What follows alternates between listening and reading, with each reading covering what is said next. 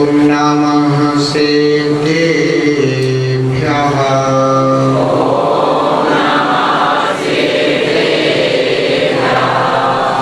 ॐ नमः सिद्धेभ्यः।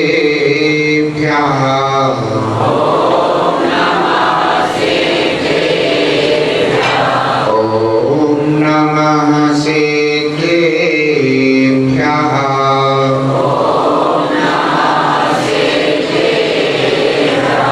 ॐ नमः सिद्धेभ्यः।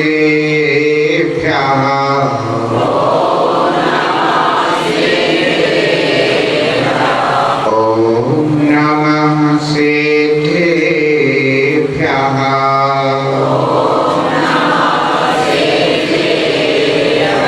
ॐ नमः सिद्धेभ्यः।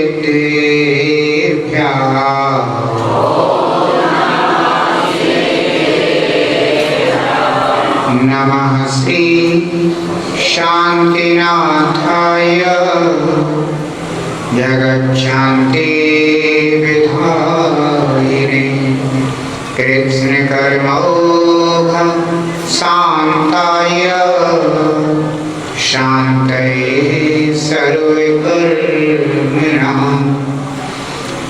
गुरुभक्त्या वयं सार्ध द्विपदृतैवर्तिनः वन्दामहे त्रिसंख्यो नवकोटिमुनीश्वर।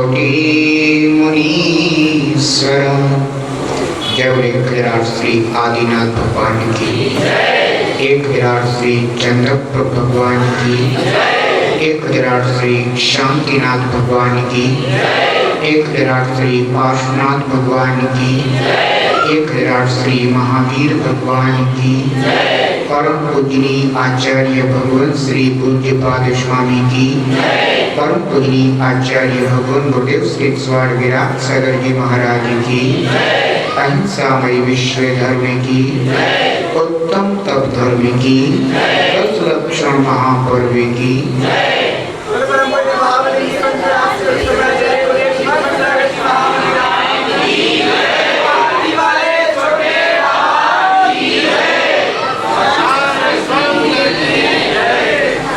जो तप को अपनाता है हाथों कर्म नसाता है। जो तप को अपनाता है हाथों कर्म नसाता है। सच कहता भव सागर से, सच कहता भव सागर से, वह तपसी तर जाता है। सच कहता भव सागर से, वह तपसी तर जाता है। इच्छा निरोधा हो, इच्छा निरोधा ये तप कहलाए। जीवन है पानी की बूंद अब मिट जाए। जीवन है पानी की बूंद अब मिट जाए। पानी अनहोनी हो, पानी अनहोनी कब क्या घट जाए। जीवन है पानी की बूंद अब मिट जाए। जीवन है पानी की बूंद अब मिट जाए। जीवन है पानी की बूंद।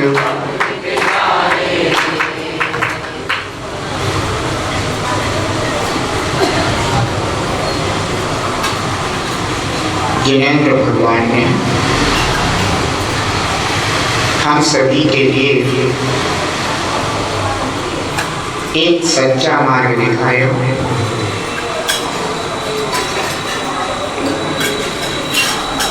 उसका नाम है मोक्ष मार्ग।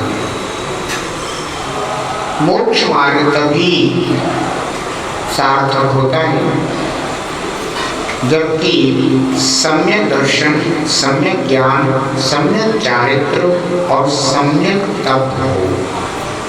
चार आराधनाएं हमारे आचार्य भगवंतों ने बताई है। तब यूं तो बहुत से लोग करते हैं, लेकिन सही तब सही फल को देता है। मिथ्या तप मिथ्या फलों को देता है। सही मार्ग हमें सही स्थान तक पहुंचा देता है, गलत मार्ग हमें गलत स्थान तक पहुंचा देता है।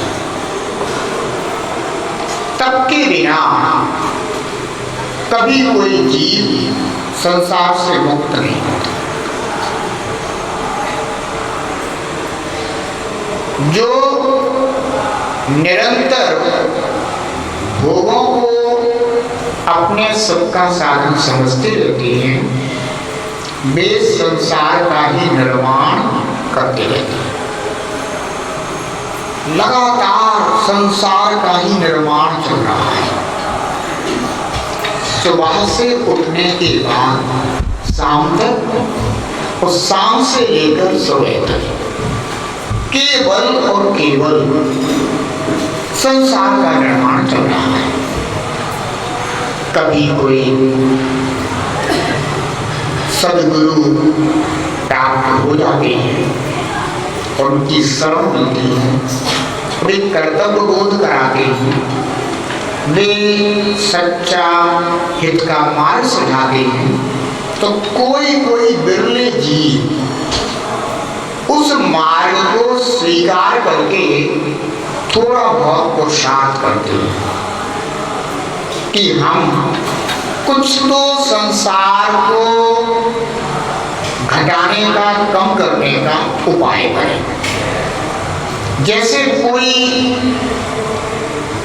सरोवर में सैर करने के लिए निकला हुआ, नाव में बैठा हुआ है,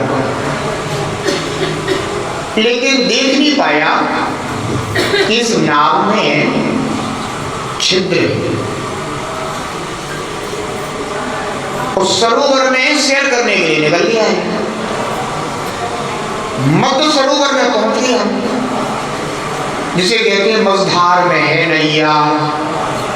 कहते ना, जिनवाणी मां के प्रति अपन जब स्तुति करते हैं तो अपनी कथा व्यथा मां को सुनाते हैं। मझधार में नाव है, सचित्र नाव है। अब क्या होगा? नाव में पानी भरेगा कि नहीं भरेगा? भरेगा। कोई बात नहीं, भरने दो, अब भरना तो भरने दो।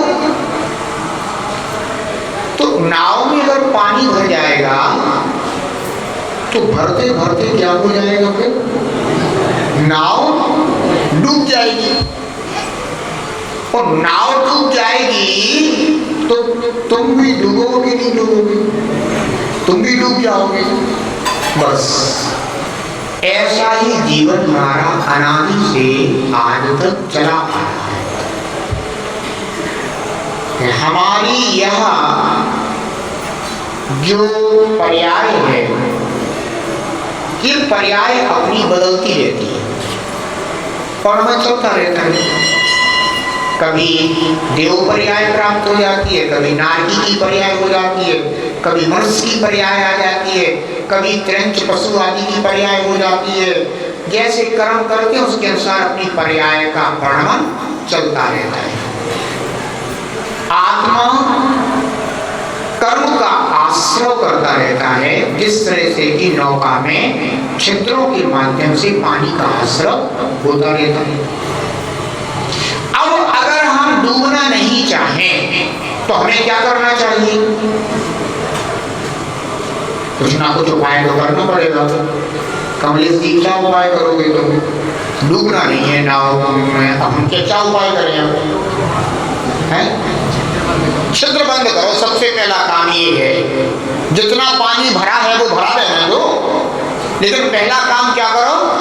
तो छिद्र बंद कर दो, संबर सहित करो तप प्राणी, मिले मुक्ति रानी। इस दुल्हन की यही सहेली, जाने सब ज्ञानी। पानी का आना यानी आश्रव। आश्रव माने छिद्र के माध्यम से पानी का आगमन। अब जो पानी आ रहा है तो उसके लिए क्या करना पड़ेगा? रोकना पड़ेगा। रोकने का नाम है संबर। रोकने का नाम क्या है? संबर। यानी अब उस छिद्र को तुम क्या करो? अगर पानी को रोकना है तो छिद्र को बंद कर दो। कभी कभार कोई व्यक्ति तेल आदि लेने के लिए चला जाता है, मिट्टी का तेल हो, सरसों का तेल हो, और उसका जो पीपा होता है ना, वो कहीं से चूल्हे तक जाता है, पागलता है फिर वो हैं। पहले तो 5 नंबर साबुन चलता था, यही चलता होगा, पता नहीं है मुझको, बहुत पहले की बातें हो रही हैं। तो 5 नंबर साबुन चलता था तो वो क्या करता था? 5 नंबर साबुन लिया और जहाँ सिरस रहा हो वहीं पर साबुन को उपाय करता था कि नहीं करता था? उस छिद्र को बंद करने का उपाय करता था, जिससे कि बस तो गिर ना जाए। पानी अंदर आ रहा है और तुम नाव में बैठे हुए हो और छिद्र अगर बंद नहीं किया तो नाव भी डूबेगी और तुम भी, यानी ये मनुष्य पर्याय भी जाएगी और तुम भी इस संसार सागर में ही डूब जाओगे। संबर करना होगा।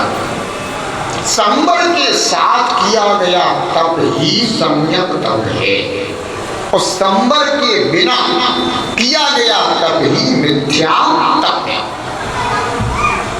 हमने अभी बताया था ना कि सही अगर हमें सुख का अनुभव करना है, सच्ची शांति चाहिए तो सम्यक तप करना पड़ेगा। अब सम्यक तप कैसे होगा? संबर से होगा। संबर का मार्ग ही सम्यक तप का मार्ग है। और बिना संबर के किया गया तप कैसा है? जैसे कि वही नौका डूब जाएगी ना, अपन भी डूब जाएंगे। ऐसी नौका में बैठ कर कोई तपस्या करे तो क्या होगा? तब खड़ा करके संक्लेशित होकर के प्राण फड़फड़ा करके छोड़ेगा, मरेगा। तो संक्लेशता से मरना यानी संसार में ही गिरना। ध्यान रखो, जीवन में संबर बहुत आवश्यक है। आश्रय के द्वार कौन कौन से हैं? मिथ्यादर्शन, अवृत्ति, प्रमाद, कषाय और योग। ये 5। मिथ्यादर्शन यानी विपरीत श्रद्धा, सच्ची श्रद्धा नहीं करना। अब उल्टी श्रद्धा होगी तो काम कैसे होंगे? हमेशा उल्टे उल्टे होंगे कि नहीं होंगे? जिसने ये सोच रखा हो कि भोगों से सुख मिलता है, उसकी ऐसी श्रद्धा हो तो वो कभी भोगों के त्याग में श्रद्धा नहीं ला सकता है। जबकि भोगों से सुख मिलता है, ये समझ लो कि मिथ्या श्रद्धा है। इसको मिथ्या दर्शन कहते हैं। ये मिथ्या श्रद्धा है। भोगों से जीव को कभी सुख नहीं मिलता। भोग तो कैसे होते हैं? कहते ना कि कोई श्वान, कोई कुत्ता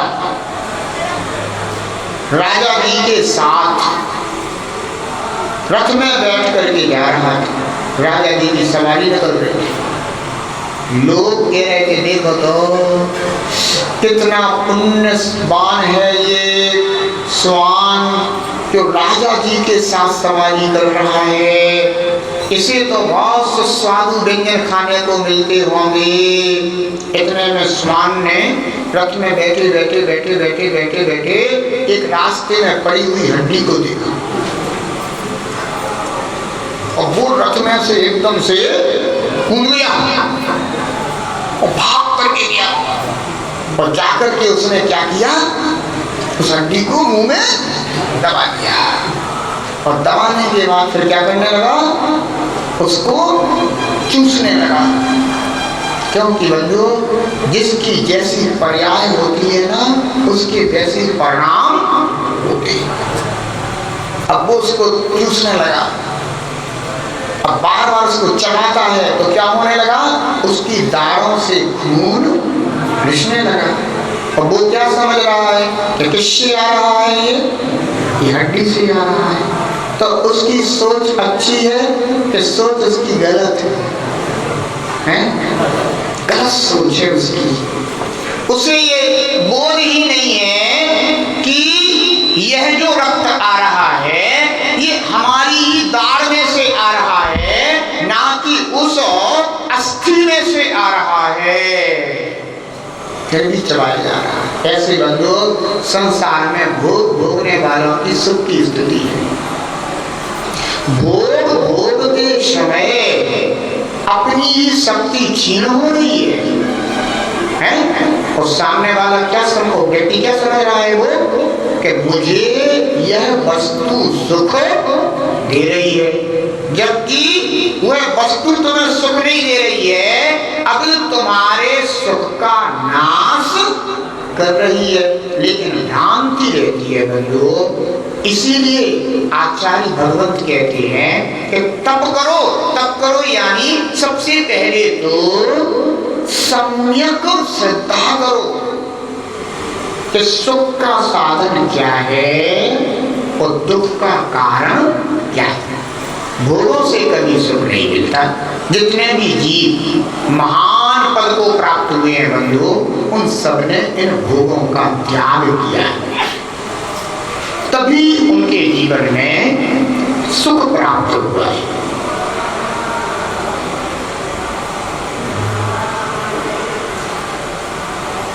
भोगों का त्याग कब हो सकता है, जब अपनी इच्छा को रोका जाए। तब किसे कहते हैं? तब का अर्थ ये नहीं है कि जाओ पहाड़ पे खड़े हो जाओ, सूरज की तरह मुंह कर लो, खड़े हैं, क्या हो रहा है, तपस्या हो रही। ये शरीर को तपाने वाली साधना है। शरीर को तपाने मात्र से कर्म आत्मा से नहीं छूट जाता। कोई देखो तो पहाड़ पे खड़ा है, तपस्या कर रहा है, कोई जमीन में गड़ा है, तपस्या कर रहा है, कोई उल्टा खड़ा है, तपस्या कर रहा है। न जाने कितने प्रकार की बंधु ये केवल बाहरी तपस्या है। इन बाहरी तपस्याओं से कभी मन निर्मल नहीं हो जाता, लेकिन मन को निर्मल करने से बाहर की अगर थोड़ी सी भी तपस्या कर ली जाए तो बंधुओं में सार्थक हो जाती है, मुक्ति हो जाती है। हमें शरीर को भी साधना पड़ता है, ऐसा नहीं है कि शरीर को नहीं साधना पड़ता, लेकिन कोई मन को ना साधे और केवल शरीर को साधता रहे तो इतने मात्र से कभी साधना नहीं हो जाती। ये साधना खोटी साधना कहलाती है।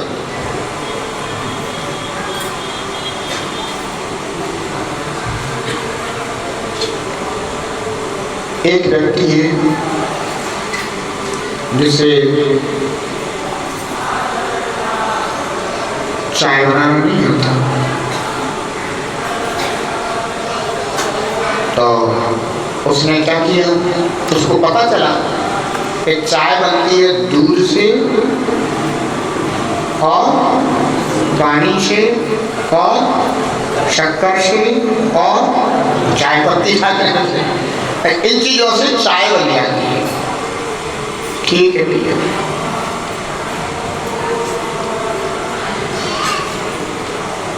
जब इनसे चाय बनती है तो बस इन चीजों को लो और गैस चूल्हा जलाओ और इन सबको चूल्हे पर डाल दो। क्या बन जाएगी? बन जाएगी? नहीं बनेगी? क्या करना पड़ेगा? क्या करना पड़ेगा? बर्तन को भी लाना पड़ेगा। ठीक, उसको बता दे ऐसे चाय नहीं बनती, तू तो फालतू में दूध खराब कर रहा है, शक्कर खराब कर रहा है, पत्ती खराब कर रहा है। अरे चाय तो बर्तन में बनती है, बर्तन में। अच्छा अच्छा आपने बता दिया, मेरा तो बहुत पैसा खराब हो रहा था। कोई बात नहीं, अब वो घर गया और एक बर्तन लिया और बर्तन को लेकर के गैस चूल्हे पर रख दिया। चूल्हा चालू है, चाय बन रही है। चाय बन जाएगी क्या?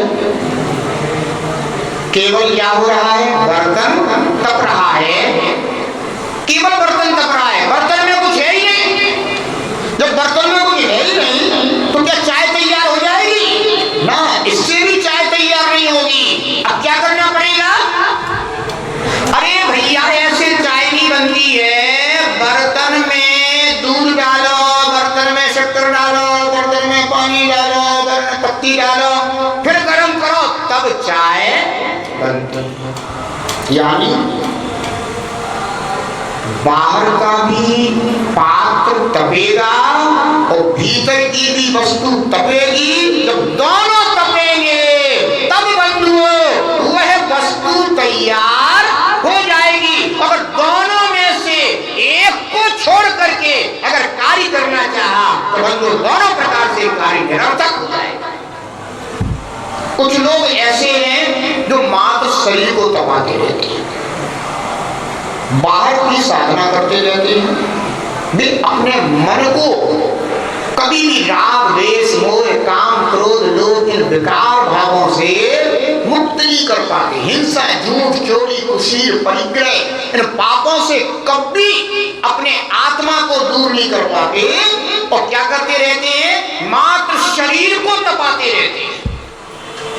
ऐसे शरीर को तपाने का तात्पर्य खाली बर्तन को अग्नि पर रख करके चाय दूध गर्म करते रहना।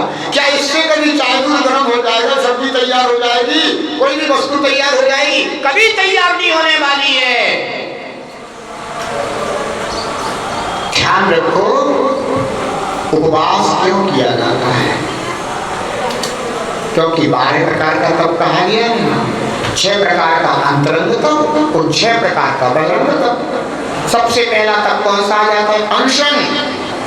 पहला तप कौन सा है? अनशन। असन अनशन, असन का त्याग कर देना ही क्या है? अनशन है। असन माने भोजन, भोजन का त्याग कर देना ये क्या है? अनशन। लेकिन ये तो हो गया बाहर का तप। अब बाहर का तप किसके लिए किया गया? बर्तन किसके लिए गर्म कराया जा रहा है? कि बर्तन में जो वस्तु है उसको तपाया जाए, इसके लिए बर्तन तपाया जा रहा है। हमने अनशन कर लिया, बाहर का तप ग्रहण कर लिया, लेकिन उस शरीर को तपाने के साथ साथ जो हमें आत्मा को तपाना था उसके लिए भी कुछ किया है क्या? आचार्य ने कहा उपवास। उपवास का तात्पर्य होता है आत्मा को विषय और कसाय से दूर करके अपने आत्मा के निकट अपने को बिठाना। इसका नाम क्या है? उपवास है। अब ना तो विषय छोड़े, 5 इंद्रियों के विषयों का कोई त्याग नहीं। हमने अधिकांश का देखते हैं कि जिस दिन किसी का उपवास हो उस दिन वे टीवी के सामने बैठे रहते हैं।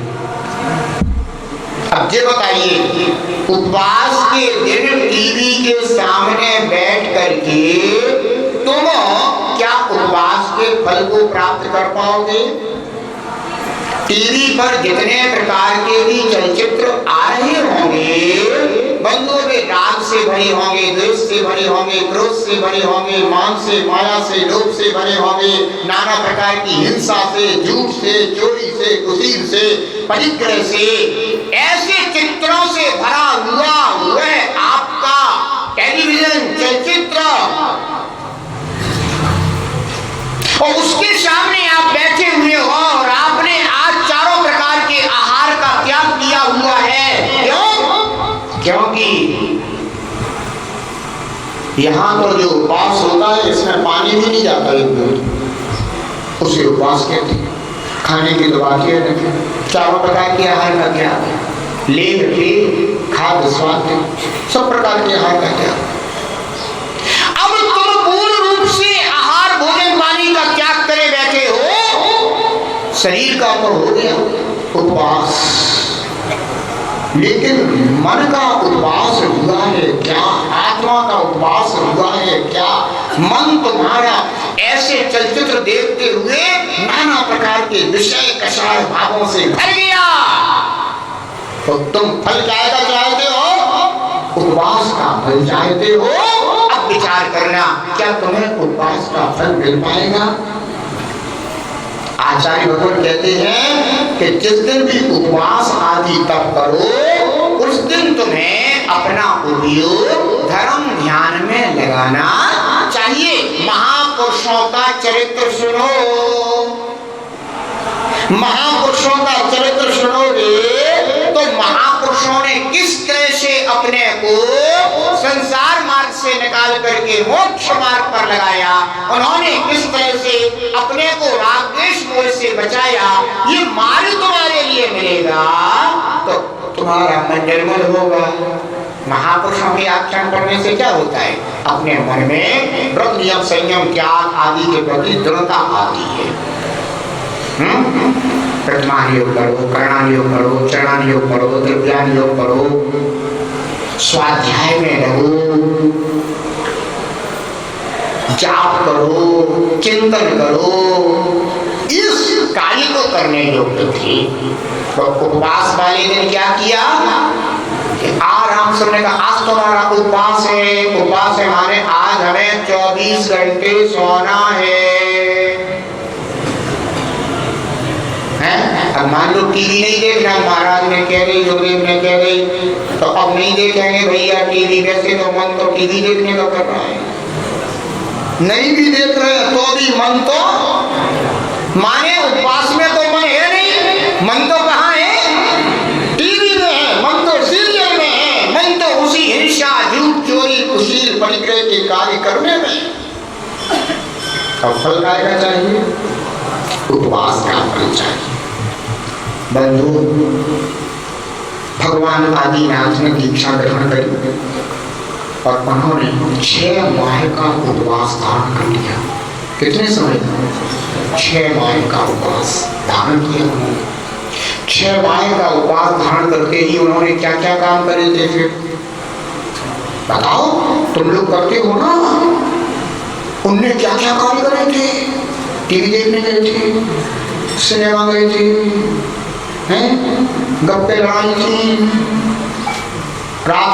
दिन रात सोए थे, कोई कार्य करे थे? बंधुओं, उन्होंने 6 माह का तप धारण किया और अपने उपयोग को अपने आत्मा में लगाया, आत्मचिंतन में अपने उपयोग को लगाया, अपने व्रतों में अपने उपयोग को लगाया। उन्होंने संबर पूर्वक निर्जरा का मार्ग साधन किया। तपसा निर्जराचा, तप के द्वारा क्या होती है, निर्जरा होती है, और क्या माने संबर होता है, माने तप के द्वारा संबर पूर्वक निर्जरा होती है। ध्यान रखो, ये मार्ग भगवान आदिनाथ ने अपनाया था और अपन लोग क्या अपनाते हैं? आज हमारा उपवास है, इसलिए बहुत से लोग उपवास है। अच्छा जी, आज हमारा उपवास है, ठीक है, आपका उपवास है, आज हम स्वाध्याय में नहीं आ पाएंगे, क्यों? आज हमारा उपवास है ना, तुम्हारे तुम्हारा स्वाध्याय का उपवास कहलाया, तुम्हारा उपवास का है। आज हम स्वाध्याय में नहीं आ पाएंगे, आज हम सामायिक खेत के करेंगे, सामायिक का उपवास हो गया, प्रतिक्रमण अभी नहीं हो पाया, काय को किया था ऐसे उपवास करने से कभी फल नहीं मिलता। मैं तो कहता भरपेट भोजन करो, क्या भरपेट भोजन करो और जी भर के स्वाध्याय करो, मन लगा करके, जी भर के प्रतिक्रमण करो, मन लगा करके, जी भर के समय सामयिक करेंगे, सामयिक को बढ़ाएंगे। बंधुओं, ऐसा संवर निर्जला का मार्ग मिलता। केवल भोजन को त्यागने से तपस्या नहीं होती, भोजन को करते हुए भी तपस्या होती। भोजन को करते हुए तपस्या बताए कैसे होती है? भोजन को करते हुए तपस्या 12 प्रकार के तपों में एक तप और कहा गया है जिसका नाम है ऊनोदर। ऊनोदर माने, उदर माने तो सब जानते ही हैं अपना, है? उदर माने पेट और ऊन माने कब, यानी जितनी भूख तुम्हारे पेट में लगी हुई हो उससे कम करना, इसका नाम क्या है? ऊनोदर नाम होता है। बंधु, आदमी तो ये सोचता है कि जितनी भूख है उससे भी मैं कुछ थोड़ा ज्यादा पाया। ये हालात हैं बंधुओं भोगी जीवों के। भूख से कम भोजन करना, इसका नाम क्या है? ऊनोदर तप। बहुत कठिन है ये वाला तप तो उपवास से भी कठिन है। सामने सारे व्यंजन रखे हुए हैं और सभी प्रकार के व्यंजनों को देख देख करके और कह रहे क्यों नहीं लेंगे, और मन तो करेगा मैं ले लेके, लेकिन आज क्या बता आदि उन्होंने तब है ना वो जैसे नहीं लेंगे, कहा करें जो मारो छोड़ने की तो मारो छोड़ने, कौन सा मारो छोड़े। अब मन तो सब में जा रहा और तब कौन से चलो उन्होंने कायदा, उन्होंने आंखों के माध्यम से सब कुछ खा चुका है तू, तो कह रहा है उन्होंने तो। अरे बंधुओं, साधु जनों से पूछो जो वास्तव में कर रहे हो, ये नहीं कि अपना मीनू बता दो पहले ही देखो भैया, कहीं किसी नगर में विहार करते हुए पहुंचे और कुछ लगा हुआ हो या ना लगा हो, लेकिन सूचना पटल का जो है ना मीनू जरूर लगा हुआ है। मैं तो ऐसे तपस्या नहीं, ये कोई, मैं तो कहता हूँ अच्छे से घी भर के श्रावक तुम्हें जो प्रासक शुद्ध आहार दे शांति पूर्वक लो, है ना, लेकिन ऐसे ये व्यर्थ के लज्जित करने वाले कार्य मत करो। बंधु, साधु जाता है, वीर होता है, वीर, उसकी जो वृत्ति होती है ना, इस मुद्रा को सिंह वृत्ति कहा गया है। सिंहों की जैसे शेर जाता है ना, ऐसे साधु निकलता है वीर बन करके और अपना पुण्य देखता है। वो पुण्य कि अगर मेरा पुण्य होगा, क्योंकि नियम लेके निकल रहा है, ये नियम मिल जाएगा तो आहार करूंगा, अन्यथा नहीं करूंगा। बंधु, जैन साधुओं की बहुत सारी अटपटी विधियां होती हैं। कैसी अटपटी विधियां जिनके विषय में कोई सोच भी नहीं सकता। दो मुनराज हैं, उन्होंने ये नियम ले रखा है कि जंगल में आहार मिलेगा तो करूंगा। अब बताओ, जंगल में आहार मिलेगा तो करूंगा। हाँ, जब बजरंग और श्रीमती अपनी ससुराल जा रहे थे तो बजरंग और श्रीमती के ही 49 युगल पुत्र हुए थे और उन 49 युगल पुत्रों ने दीक्षा अंगीकार कर ली थी। उन्हीं में से 2 युगल पुत्र मुनिराज, चारुवृत्तिधारी मुनिराज थे, आकाश मार्ग से गमन करते थे और उन मुनिराजों ने ये नियम ले लिया कि मुझे अगर जंगल में आहार मिलेगा तो लूंगा। लेकिन बंधु, साधु जन जब सच्ची साधना करते हैं ना तो उनका पुण्य भी अपने आप पीछे पीछे और आगे आगे दौड़ता है। इधर मुनिराज ने नियम लिया और उधर बजरंग श्रीमती अपने ससुराल जा रहे थे, तो जंगल में उन्होंने अपना तंबू पड़ाव डाला और उधर से मुनिराज आते हुए दिखाई दिए। उनने कहा जो चारुवृत्तिधारी मुनिराज है और मुद्रा लेकर के आ रहे हैं, ये मुद्रा इस बात का प्रतीक है कि मुनिराज इस समय आहार चर्या के लिए निकले हुए हैं, हमें इनका परिवहन कर लेना चाहिए। और देव श्रावक श्राविका अपने हाथ में मुनराज का परगाहन करने के लिए खड़े हो गए। उनका नियम था कि जंगल में कोई परगाहन करेगा तो मेरा आहार होगा, और जंगल में परगाहन करने मिल गया। मुनराज खड़े हो गए, निरंतर उनकी आहार चर्या संपन्न हो गई। कैसे कैसे अटपटी विधियां साधु जन ग्रहण कर लेते हैं। कहते ना, एक मुनराज ने यह नियम ले लिया कि मैं आम का ही आहार लूंगा, आम से ही परगाहन होना चाहिए हमारा। और बंधु कहते हैं कि वे दिन भी आम के नहीं थे। मुनराज ने नियम ले लिया, 1 दिन 2 दिन 3 दिन 4 दिन 5 दिन 6 दिन 7 दिन 8 दिन। आचार्य विमल सागर जी महाराज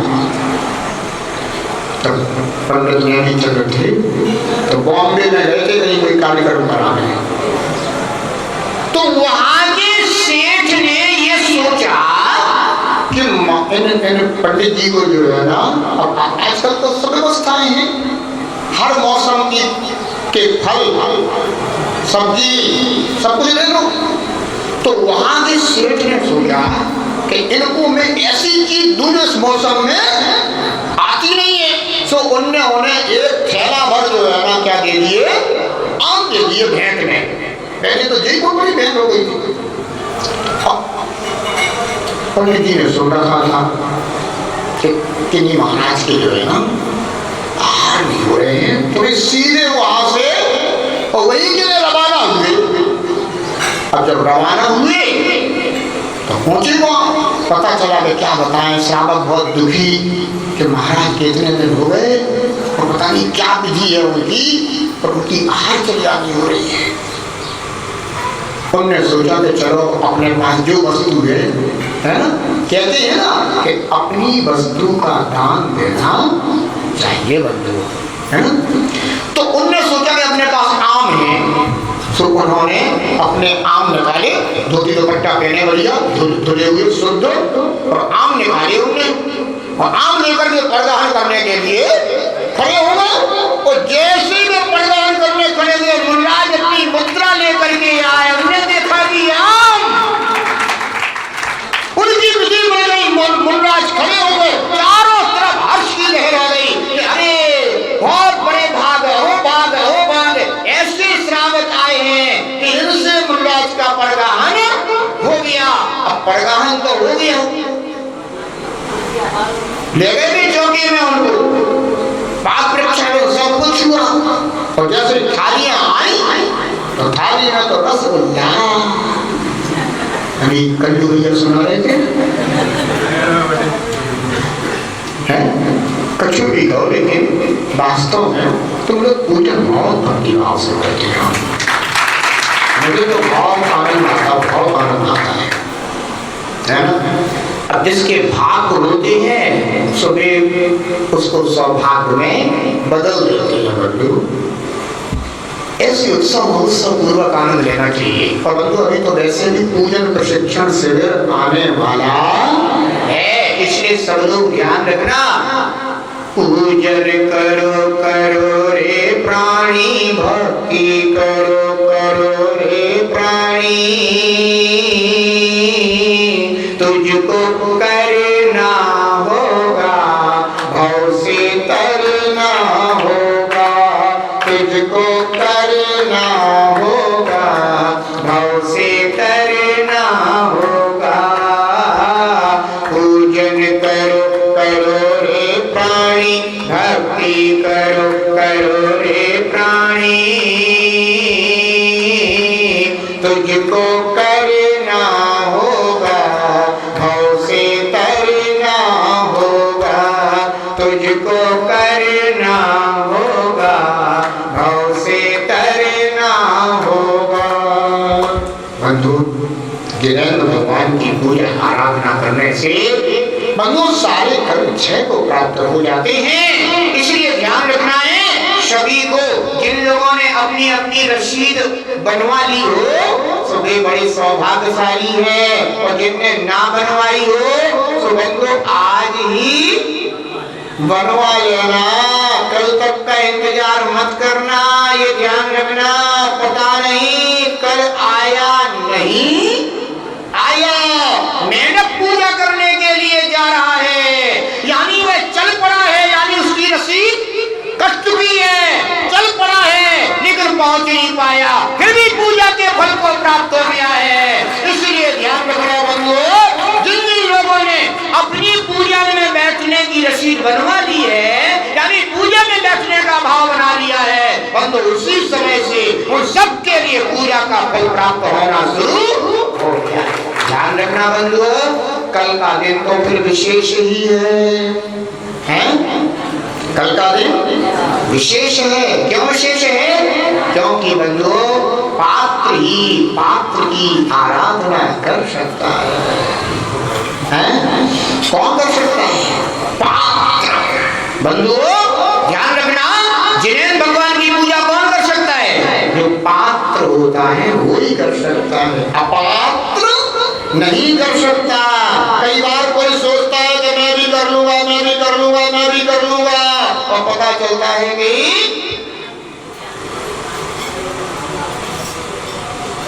नार की पूजन कर सकता है, नहीं कर सकता। क्या करे बेचारा, सब में दर्शन भी हो जाए तो भी फुटबॉल बना हुआ, नरकों में वो होगा क्या, और सब में दर्शन हो गया कदाचित उसको, फिर भी कुछ नहीं कर पाता। मनुष्य पर्याय मिली है। तो ध्यान रखना, जितने भी युवा भाई बहन हैं, कोई भी इस अवसर को नहीं छोड़ेंगे, ये ध्यान रखना सब लोग, है ना। तो कहाँ पहुंचे थे? आम मिल गया, विधि मिल गई, पुण्य उदय में आ गया। बंधु विधि भी तब मिलती है जबकि पुण्य उदय में आया हो। है बहुत सारे लोग अपने पुण्य को बढ़ा लेते हैं। कैसे बढ़ा लेते हैं? जैसे प्रमोद जी कह रहे थे कि भैया देखो, कोई बोली लगा रहा है और कोई बोली की अनुमोदना कर रहा है, उत्साह वर्धन कर रहा है, तो वो भी अपने अंतराय कर्म को काटने का उपाय कर रहा है, पुण्य बढ़ रहा है, माने उसके अंतराय विघ्न क्या हो रहे हैं? दूर हो रहे हैं। इसलिए ध्यान रखना है बंधुओं, अपने अंतराय कर्म को यानी विघ्न को दूर करने का उपाय करना। मुनिराज प्रदान के लिए गए और आम सामने देखा, मुनिराज का प्रदान हो गया, सभी के अंदर उत्साह हो गया। मुनिराज चौके में पहुंच गए, थालियां दिखाई जा रही हैं, वस्तुएं एक के बाद एक दिखाई जा रही हैं। मुनिराज कह रहे हटाओ, क्यों? उनका तो नियम है कि जिस वस्तु से पड़ेंगे वही वस्तु आहार में ग्रहण करेंगे, मात्र आम ही ग्रहण करना है। सारी वस्तुएं जब अलग हो गई तो श्रावक तो घबरा गया। जिस दिन महाराज अचानक पहुंच जाए चौकी में और नीरस देखे, नीरस तो श्रावक ने बना रखा सबको सरस, तो हाथ पांव भूल जाते हैं। आप क्या करेंगे? आज तो महाराज का क्या है, का दे, अब क्या खिलाए महाराज को? हर चीज में, किसी में नमक पड़ा, किसी में घी पड़ा, किसी में कुछ पड़ा, किसी में कुछ पड़ा, अब सारी चीजें महाराज ने निकाल दी।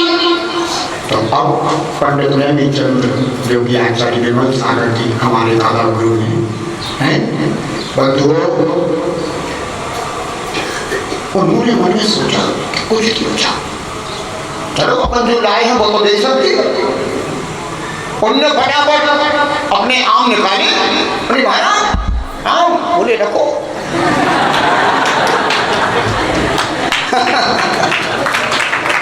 सब कुछ निकाल दिया और जैसे आम की बारी आई, महाराज बोले ठीक है बेटा। बस उन्होंने जो है ना अपने आम लिए, आम और तुरंत महाराज को आहार करा दिए, निरंतर आहार हो गए। मुनिराज के ऐसे वृत्ति पर संख्यान नाम के तब होते हैं।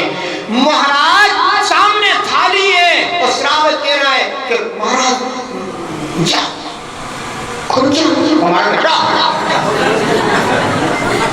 अलग करो, इसको अगर रखी तो रहने दो, मीठा तो लो, बंधु, साधु जन सामने वस्तु रखी हुई है, लेकिन इच्छा निरोधा, जिन्होंने अपनी इच्छाओं को बंधु जीतने का, कहते हैं कि जिसमें मन चला जाए ना, उस वस्तु का तो त्याग कर ही देना चाहिए, तभी इच्छाओं को जीता जा सकता है बंधु। अगर कभी मुनराज को रात्रि में स्वप्न आ जाए, साधु जनों को स्वप्न आ जाए, अब स्वप्न तो स्वप्नों के बस तो चलता नहीं है, स्वप्न आ गया कि आज मैंने रात्रि को रसगुल्ला खा लिया है, स्वप्न में सुबह उठे, शिष्यगण आते हैं गुरु चरणों में, कहते गुरुदेव आज स्वप्न में ऐसा ऐसा खाने में आ गया है, आज तुम्हारा वस्तु का क्या है गुरुदेव। बंधु, इसे कहते हैं इच्छा निरोधा। तब तुम होगे तो क्या कहोगे, तो भैया आज देखो स्वप्न में जो है ना ऐसी स्थिति आई है, आज तो बनना चाहिए, ये क्या है, इच्छा निरोधा।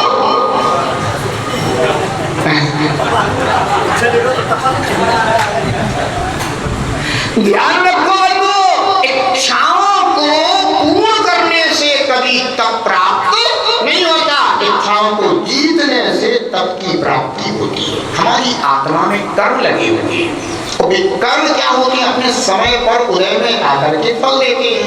अब हम इन कर्मों को कैसे जीते, तो आचरण कहते हैं तप करो।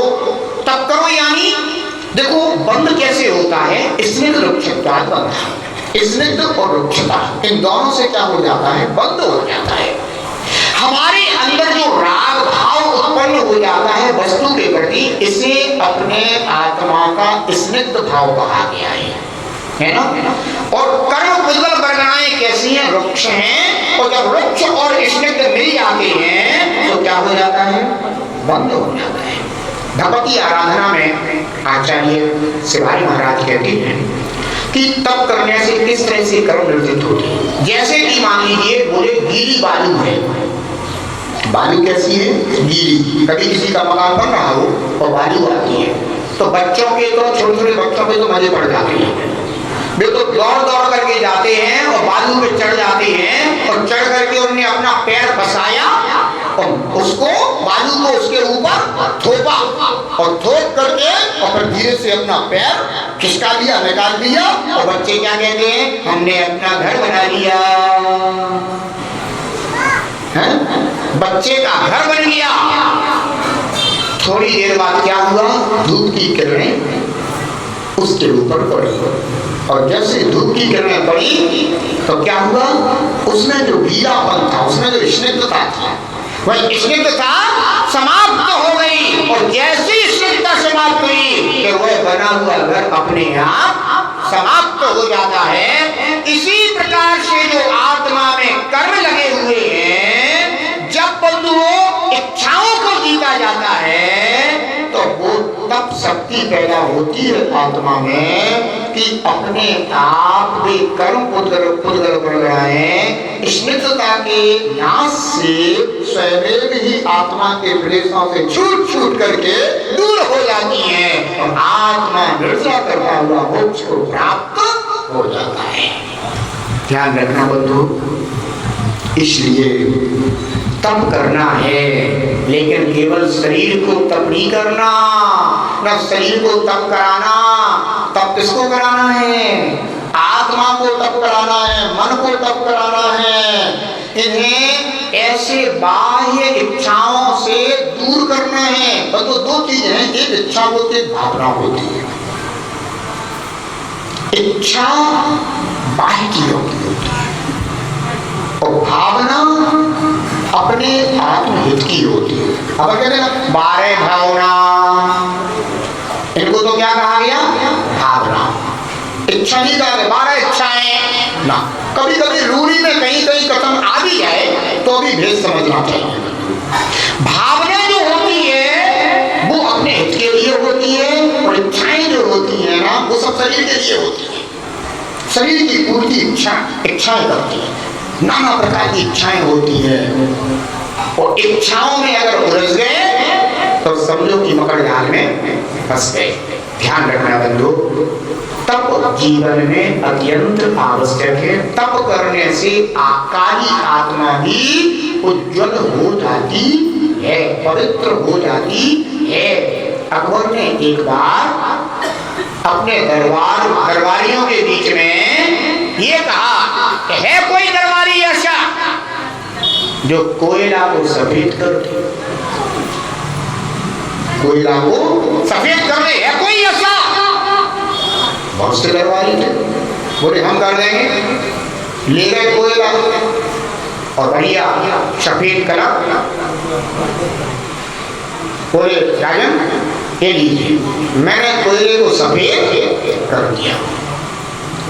उन्होंने उसको तोड़ा, बाहर से सफेद और अंदर से काला। बोले ये तुम तो कह रहे थे सफेद कर दिया, ये तो काला का काला है। दूसरे जन ले गए, बोले हम कर देंगे सर्फ एक्सेल से। उन्होंने खूब धोया, खूब धोया, खूब धोया, पता चला कि कोयला तो साफ नहीं हुआ, लेकिन सर्फ बर्बाद हो गया। ध्यान रखना, जितने भी दरबारी थे सबके लिए दिया गया, कोई भी कोयले को सफेद करके नहीं लाया। अंत में बीरबल का नंबर आया। बीरबल बोले ठीक है राजन, अगर आपकी आज्ञा है तो मैं इसे सफेद कर दूंगा। बोले कैसे करोगे, कहां ले जाओगे, किस जगह धोने के लिए ले जाओगे? बोले कहीं धोने के लिए ले जाऊंगा, यही कर दूंगा। यही कर दोगे? सारे दरबारी जो है ना देखने लगे कि देखा भैया तो कैसे सफेद करते हैं। उन्होंने क्या किया, उन्होंने कोयले को लिया, एक प्लेट में रखा और बंधु उसमें एक माचिस ली और आग लगा दी। कोयला दहकने लगा और दहकता दहकता दहकता दहकता दहकता दहकता तपता तपता तपता तपता और अंत में राख में बदल गया। राख सफेद हो गई। काले कोयले को ही तपा करके जब सफेद किया जा सकता है तो अपनी आत्मा को तपा करके स्वच्छ निर्मल उज्जवल पवित्र भगवान जैसा क्यों नहीं बनाया जा सकता? अवश्य बनाया जा सकता है, बस चाहिए सम्यक तप। अगर सम्यक तप जीवन में होगा तो अवश्य ही बंधुओं हमारी यह आत्मा उस तप के माध्यम से निर्मल होगी, पवित्र होगी, पावन होगी। समय अपना हो चुका है, कल का सभी को ध्यान रखना है। आज का हमने पहले बता दिया है, जो रह गए हों बचे खुशी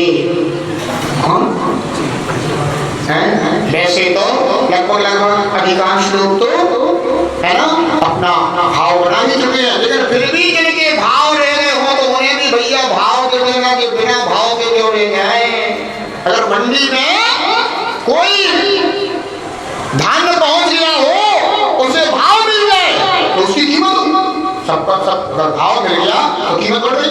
और अगर उसे भाव ही नहीं मिल पाया तो बंधुओं उसकी कोई कीमत नहीं है। इसलिए जिनके भाव रह गए हो वे भी भाव को प्राप्त कर लें और भाव से स्वभाव को प्राप्त कर लें। बंधुओं सभी को ध्यान रखना है, जो तप को अपनाता है आत्मा कर्म नसाता है। सच कहता हूँ भव सागर से तप शीतर जाता है। इच्छा निरोधा हो, इच्छा निरोधा यह तप कहलाए रे। जीवन है पानी की बूंद कब मिट जाए रे। जीवन है पानी की बूंद,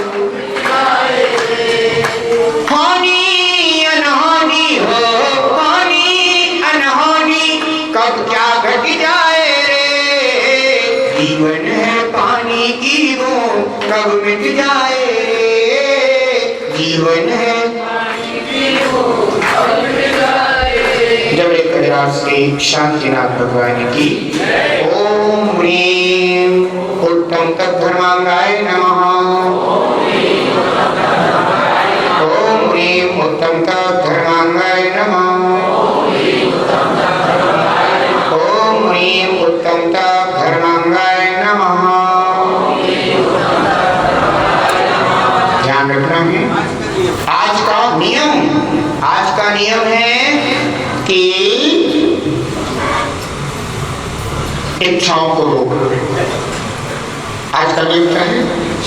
और सबसे ज्यादा इच्छा काहे की होगी कि हम जल्दी से जल्दी अपनी कल दुकान खोल लें। इसलिए सबको ध्यान रखना है, कल 12 बजे के पहले तक दुकान नहीं खुलेगी, यही नियम है। इच्छा निरोधा तथा, ठीक है ना। सबको अपनी दुकान नहीं खोलना, यहीं बैठना है, धर्म ज्ञान करना है और अपनी पात्रता को सभी को जगाना है। सबके लिए बहुत बहुत आशीर्वाद है कि सभी पात्र हों और सभी पात्रता को प्राप्त हों। इसी भावना के साथ जय गुरुदेव श्री शांतिनाथ भगवान की जावाणी के हम ते सूर्य पदो सोवाणी मस्तक धनो सदा हेतु होंडो जन्मानी भारती तो ये